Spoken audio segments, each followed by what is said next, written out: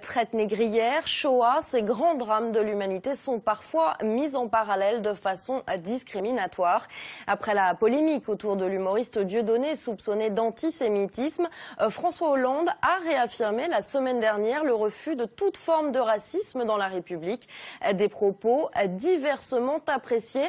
Nous en parlerons dans un instant avec notre invité Serge Romana.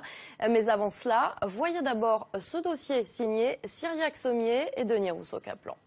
France, elle est républicaine. Il n'y a pas de complot dans la République. Il n'y a personne qui instrumente ou qui voudrait s'en prendre à des catégories. Il n'y a pas de communauté. Tous les citoyens doivent être protégés de toutes les attaques, de toutes les agressions. Avec ces quelques mots, le président de la République balaye un argument dont Dieudonné a fait son fonds de commerce. En France, il n'y a aucune place pour le deux poids, deux mesures. La réponse de la République est donc la même pour toutes les provocations racistes, antisémites ou islamophobes. La réalité serait, selon certains, bien différente. Monsieur Valls est très engagé dans la lutte contre l'antisémitisme, c'est bien le moins qu'on puisse dire. Quand on parle des Noirs et des Arabes, en revanche, il est fort peu mobilisé. Je rappelle qu'il s'est opposé aux attestations de contrôle. Nous avons un certain nombre de cas de morts suspectes de Noirs et d'Arabes dans des commissariats. Il n'y a pas d'enquête, pas de procès. Monsieur Valls couvre les affaires. Donc si ce n'est pas deux poids, deux mesures, je ne sais pas ce que c'est. Un avis largement partagé dans les quartiers sensibles où l'humoriste controversé trouve souvent un écho favorable, mais cela ne saurait justifier l'injustifiable.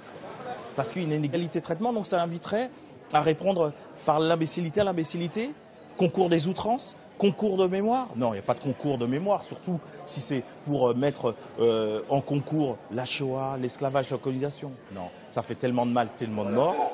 C'est bien le risque, tomber dans une concurrence mémorielle qui n'aurait aucun sens, hormis peut-être celui de récupérer quelques voix à la droite de la droite. C'est un combat politique et il n'a rien de racial, il n'a rien. La race, la différence culturelle sont des arguments utilisés pour atteindre des objectifs politiques. Qu'elle vise à remplir les urnes ou les salles de spectacle, ce qui est certain, c'est que la comparaison des souffrances tire inévitablement le débat public vers le bas. Serge Romana, bonsoir. Vous êtes président du comité CM98 qui se bat pour la mémoire des victimes de la traite négrière et de l'esclavage. On entendait dans le sujet, la comparaison des souffrances tire le débat vers le bas. Est-ce que vous êtes d'accord avec cela? Oui, bien sûr. Je crois que toute notre pratique en termes d'association démontre qu'au contraire, c'est en s'unissant sur ces questions que les intérêts, en tout cas les mémoires à protéger, sont le plus protégés.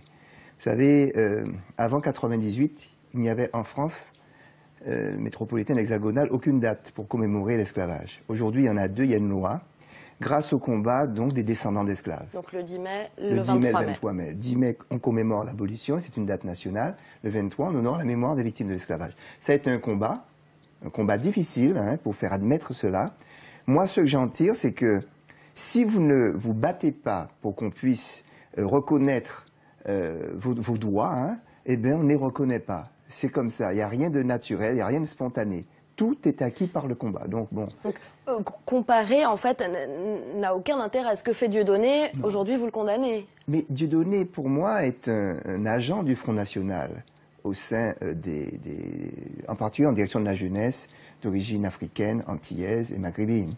Il est inadmissible de pouvoir parler de la façon dont il parle par rapport à la Shoah. Moi, en tant que descendant d'esclaves, je sais ce qu'a été le drame de l'esclavage. Comment voulez-vous que je puisse, mais l'ombre d'un instant, diminuer les souffrances d'autres peuples, et en particulier celui des Juifs dont les aïeux ont été exterminés lors de la Shoah?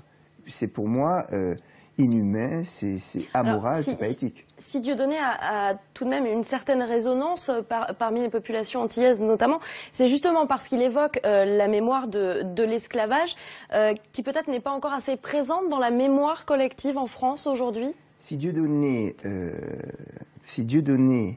a cet impact, c'est que la mémoire de l'esclavage n'a pas assez été travaillée. Je m'explique.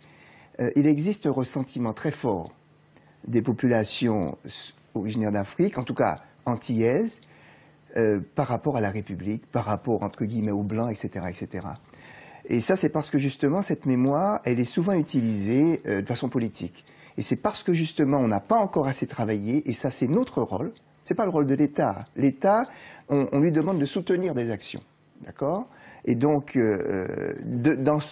du fait de ce ressentiment, ben, toute propagande, toute polémique va prospérer, simplement. Donc à vous, association aussi, d'aller plus loin. Ah oui, c'est notre rôle. Merci Serge Romana. Donc je rappelle que vous êtes le président du comité CM 98. Et nous évoquions Dieudonné.